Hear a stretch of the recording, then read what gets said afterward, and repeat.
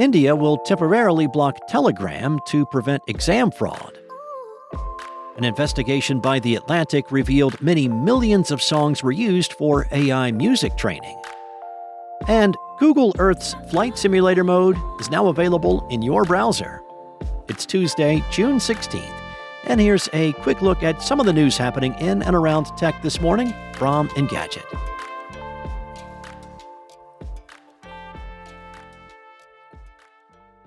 India has temporarily blocked Telegram for a strange justification: test cheating. The government recently annulled the results of a key medical school entrance test because it said that the answers were leaked ahead of time on Telegram. That's according to a report by the Financial Times.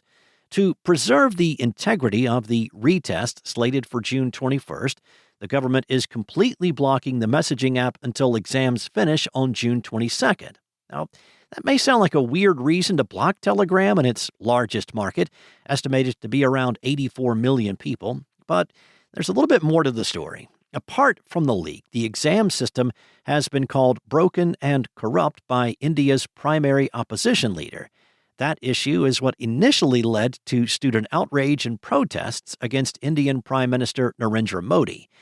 There's a pretty good explanation for the scandal at Al Jazeera, but a summary would be some 2.25 million students, many of whom studied for years, took the NEET medical school entrance exam on May 3rd, and this year the CBSE introduced an on-screen marking system to better grade the millions of answer sheets.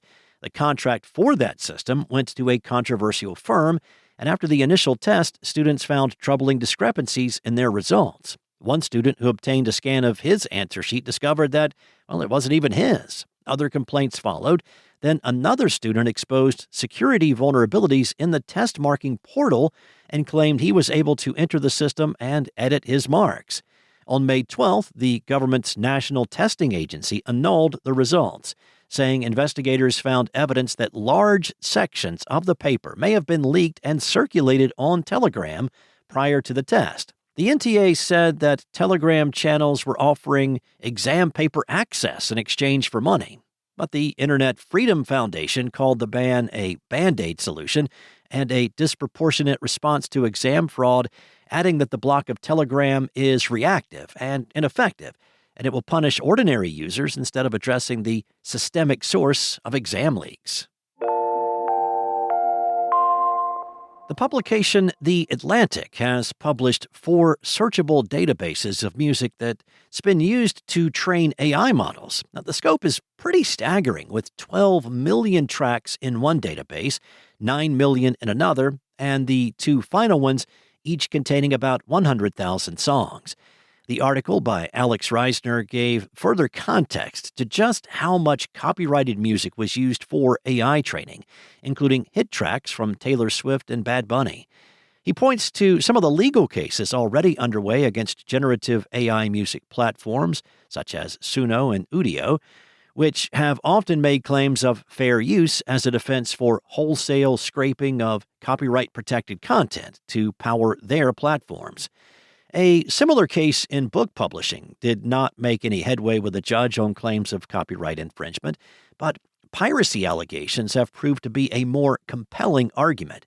The full results and payout from that suit are still pending, though the initial settlement was for $1.5 billion.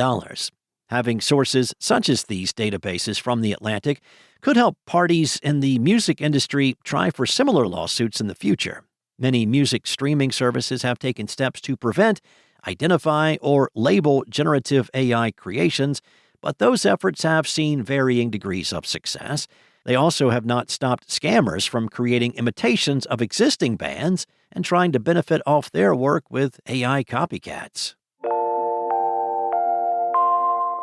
Well, if Microsoft Flight Simulator is a little too realistic for your tastes, there is a new way that you can take in the virtual skies.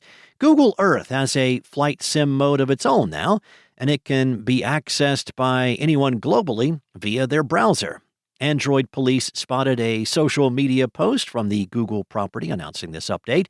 Google Earth seems to be the area where the massive company remembers that tech can be cool and downright fun. Back in 2024, it added an option for seeing historical recreations of select times and places. That's sort of a clever curio that we love, and Google delivered even more the following year. Now, once you have Google Earth open, go to Explore Earth, then the Tools menu to find the Flight Simulator mode. There is an FAQ for newbie virtual pilots to help you get acclimated to the Google Earth simulation. Just, bear in mind two caveats. One, this is an experimental feature, so you might have some wonky moments with the flight simulator. And second, Google wants to be very clear that this is not enough to put you in the cockpit of an actual 747, saying the flight simulator is designed for casual exploration rather than high-fidelity aerodynamic training.